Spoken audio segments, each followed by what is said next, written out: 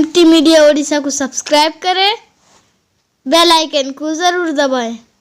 दूसरा काम, देखो हालात बहुत ख़तरनाक हद तक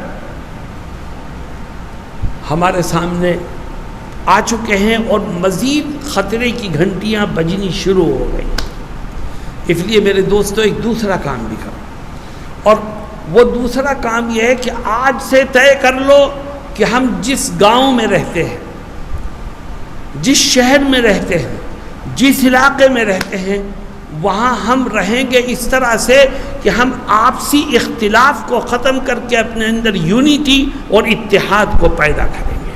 मुसलमानों, अगर तुम में इत्तेहाद पैदा हो जाए तो आज भी अल्लाह रब्बुल इज़्ज़त तुम्हारी ज़िल्लत को इज़्ज़त से बदल देगा, तुम्हारी नाकामी को कामयाबी से बदल देगा। लेकिन मुसलमान का हाल क्या है?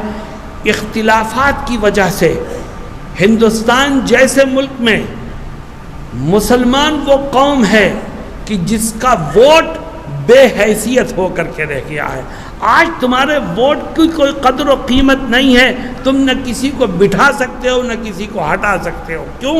इसलिए नहीं कि तुम्हारी तादाद कम है, हकीकत यह है कि ये बुरी शक्ल हमारे सामने जो आई है वो सिर्फ इसलिए आई है कि हम एक दूसरे की टांग खींचने की फ़िक्र में रहते हैं और अपने इख्तिलाफ को ख़त्म करने के लिए किसी सूरत में तैयार नहीं है। खुदा की रहमत के दरवाजे कैसे खुलेंगे?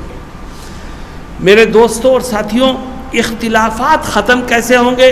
जो मुस्लिम एरिए हैं, आप गौर कीजिए मेरी बात पर, जो मुस्लिम कॉन्स्टिट्यूंसी और मुस्लिम एरिए हैं, वहाँ मुसलमान उम्मीदवार इलेक्शन में खड़ा होता है, एक नहीं, दो नहीं, तीन तीन, पाँच पाँच, 10 खड़े हो जाते हैं, और गैर मुस्लिम एक है।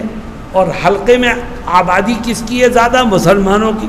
वोट फीसद आपका बढ़ा हुआ है, गैरों का कम है, मगर वो उनका एक नुमाइंदा होता है, आपके 10 नुमाइंदे होते हैं, और वो एक जीत के निकल जाता है और आप सब मुंह देखते रह जाते हैं। क्यों? यह आपसी इख्तिलाफ का नतीजा है। और इख्तिलाफ ख़त्म कैसे होगा? अल्लाह रब्बुल इज़्ज़त इख्तिलाफ को ख़त्म करने की शक्ल बयान करता है। क्या फरमाता है? कहता है नेक लोग वो हैं जो इख्तिलाफ को ख़त्म करते हैं। इख्तिलाफ ख़त्म कैसे होता है? फरमाया 2 काम कर लो, वल्काज़िमीनल गैज़ वल्आफ़ीन अनिन्नास वल्लाहु युहिब्बुल मुहसिनीन। रब्ब ज़ुल जलाल कहता है इख्तिलाफ को ख़त्म करने के लिए 2 काम करो। पहला काम ये कि हमेशा अपने गुस्से को काबू और कंट्रोल में रखो। जब गुस्सा तुम्हारा काबू में रहेगा, तुम्हारा झगड़ा ही नहीं होगा किसी से, तुम्हारी लड़ाई नहीं होगी किसी से, तुम्हारा इख्तिलाफ ही नहीं होगा किसी से। और आगे क्या कहता है कि अगर कभी किसी से झगड़ा हो जाए, कोई तुम्हें गाली दे दे, नुकसान पहुँचा दे, तुम्हारे लिए परेशानी खड़ी कर दे, तो अल्लाह रब्बुल इज़्ज़त कहता है इख्तिलाफ को ख़त्म करो। कैसे? कि जो तुम्हें परेशान करे, बदला लेने के बजाय तुम उसे मुआफ़ कर दो। मुआफ़ करोगे तो समाज में इख्तिलाफात खुद ब खुद ख़त्म होते चले जाएंगे।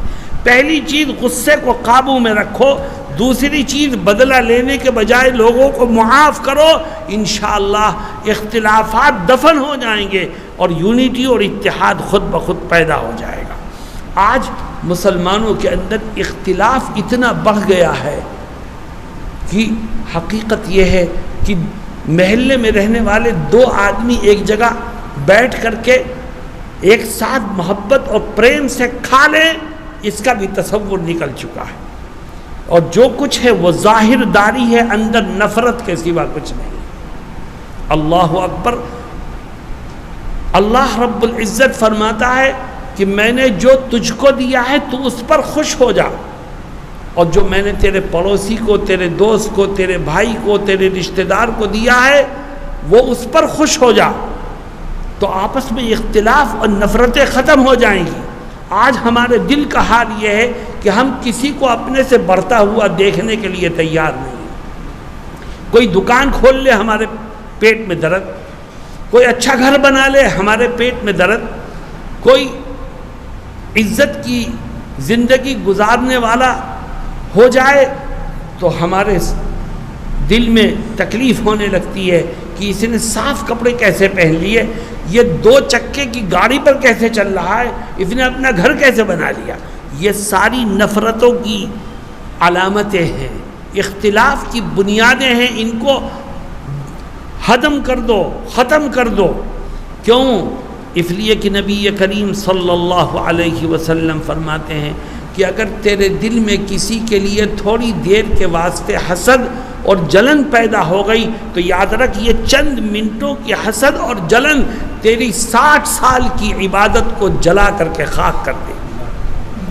تو کیوں اپنے دل کو اس روگ میں، اپنے دل میں یہ روگ کیوں پالتا ہے؟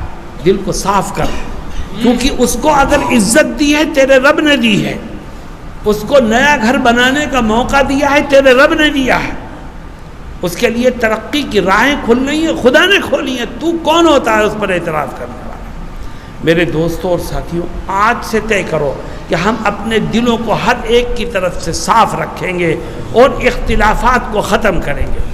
جتنے ساتھی یہاں بیٹھے ہیں یا جہاں تک میری آواز جا رہی ہے، اگر ان کے دل میں کسی کے لیے نفرت ہے، مخالفت ہے، لڑائی ہے، جھگڑا ہے، بات چیت بند ہے، تو مسجد میں بیٹھ کر اس مبارک وقت میں اللہ سے یہ وعدہ کرے کہ اے اللہ، میں یہاں سے اٹھ کے پہلی فرصت میں اس کے پاس جاؤں گا اور اپنا اختلاف اس سے ختم کر دوں۔